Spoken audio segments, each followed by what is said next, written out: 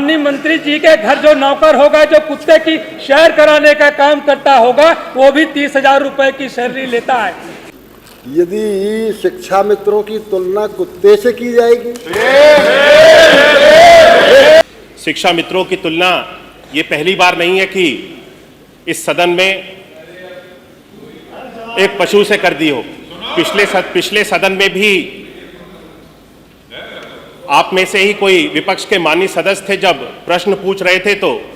उन्होंने शिक्षा मित्रों की तुलना पशु से ही पिछले सदन में भी की थी। और जी, आपने शिक्षा मित्रों के मानदेय बढ़ाने विषयक प्रश्न पर अनुपूरक करने की अनुमति दी, इसके लिए आपको आभार। महोदय, ज्ञातव्य हो कि बेसिक शिक्षा परिषद के प्राइमरी स्कूलों में कार्यरत शिक्षा मित्रों की कार्यकुशलता, विभागीय योगदान और उनके परिवार के भविष्य, उनके परिवार के रोटी कपड़ा मकान, स्वास्थ्य शिक्षा सुरक्षा को देखते हुए समाजवादी पार्टी की सरकार, माननीय अखिलेश यादव जी की सरकार ने निःशुल्क और अनिवार्य बाल शिक्षा अधिकार अधिनियम में संशोधन करके उनको सहायक अध्यापक बनाने का काम किया, उनको अच्छी सैलरी देने का काम किया, उनके परिवार में खुशहाली लाने का काम किया। मान्यवर, जब मामला कोर्ट में चला गया, कोर्ट में भारतीय जनता पार्टी की सरकार 2017 में थी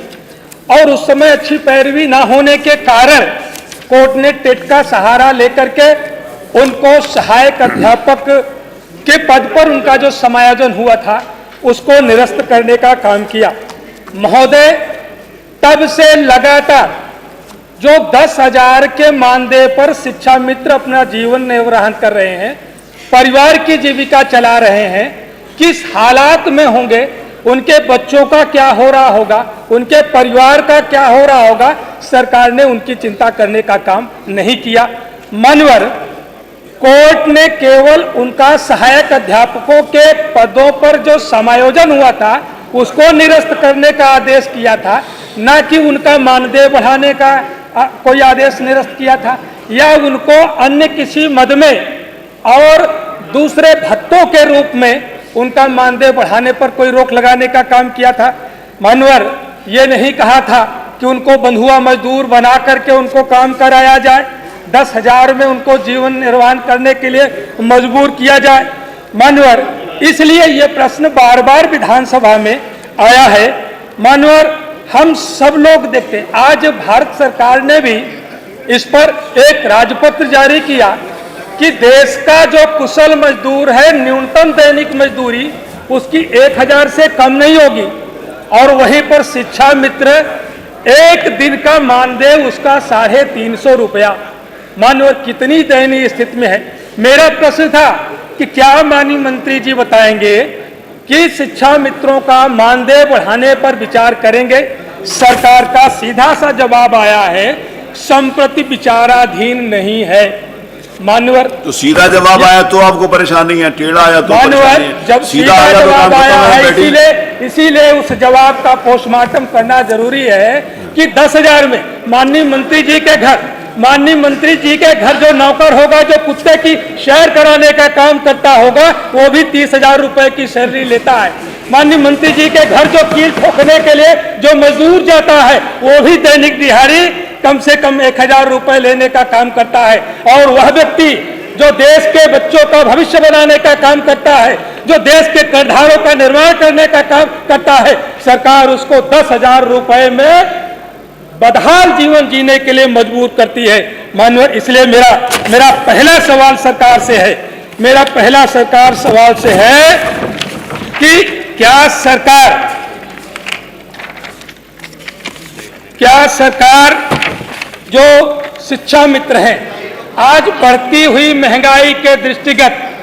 कोर्ट ने कहीं से भी उनका मानदेय बढ़ाने पर रोक नहीं लगाई है,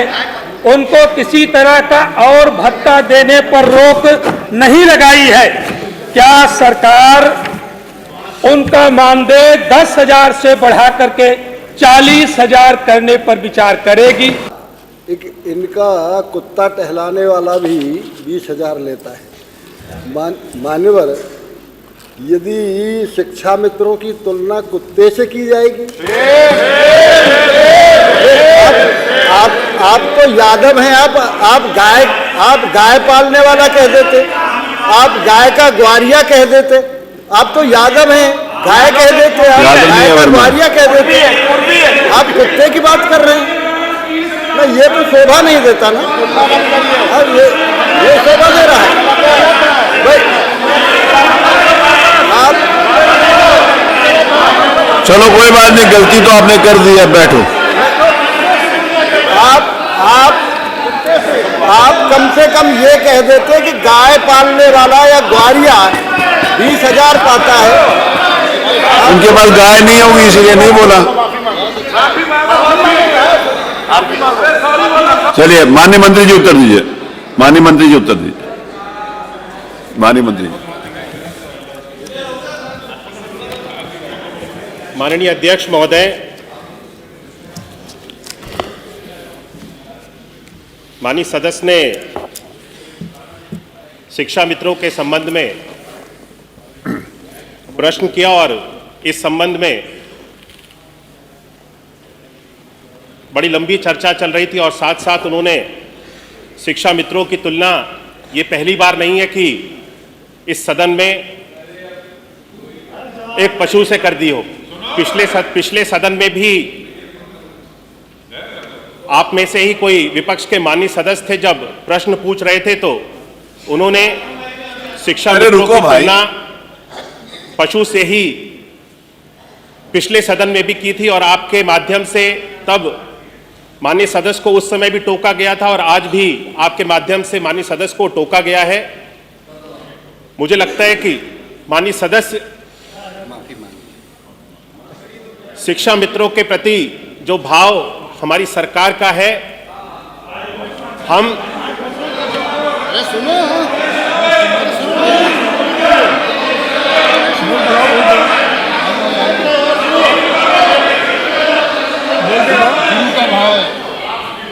अभी तो शुरुआत है और झेल नहीं पा रहे हो। गुरु का भाव है, गुरु का सम्मान है। तुम जबरदस्ती लोग यार कर लो। माननीय अध्यक्ष महोदय, मुझे लगता है कि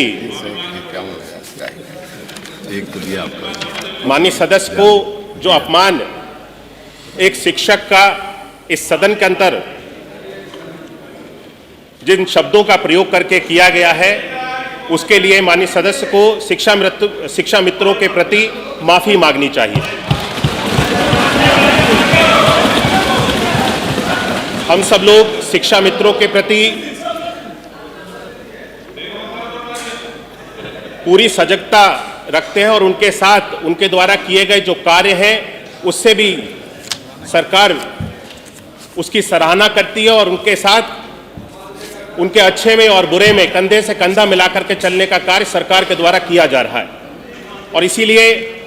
सरकार ने जितने भी हमारे शिक्षा मित्र थे, जो जब समायोजन की प्रक्रिया की गई, जब इनको सहायक अध्यापक से वापस शिक्षा मित्र बनाया गया था, उस समय कई सारे शिक्षा मित्र ऐसे थे जो अपने स्थानों से दूरस्थ स्थानों पर चले गए थे और उसके बाद में उन्हें अपनी सुविधा के अनुसार अपने विद्यालय तक जाने में जिन शिक्षा मित्रों को कठिनाई हो रही थी, उन सभी शिक्षा मित्रों के लिए हम सब लोगों ने सरकार के द्वारा व्यवस्था बना दी गई है कि आने वाले जो हमारी छुट्टियां होंगी, उन छुट्टियों में इस व्यवस्था को बनाया गया है कि शिक्षा मित्रों को अपनी स्वेच्छा अनुसार जिस स्थान पे वे जाना चाहते हैं उस स्थान पे वे चले जाएं। जहां तक मानदेय की बात माननीय सदस्य ने कही,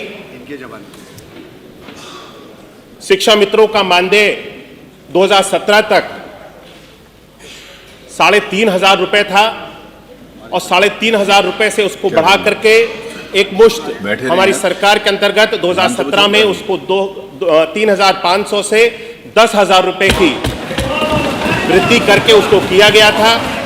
वर्तमान में माननीय सदस्य ने जो प्रश्न किया है, मेरे उत्तर में स्पष्ट है कि वर्तमान में शिक्षा मित्रों का जो मानदेय है वो 10,000 रुपए ही अभी चलता रहेगा और उस पे किसी भी तरह के संप्रति या उसको बढ़ाने का भी विचार सरकार के समक्ष नहीं है।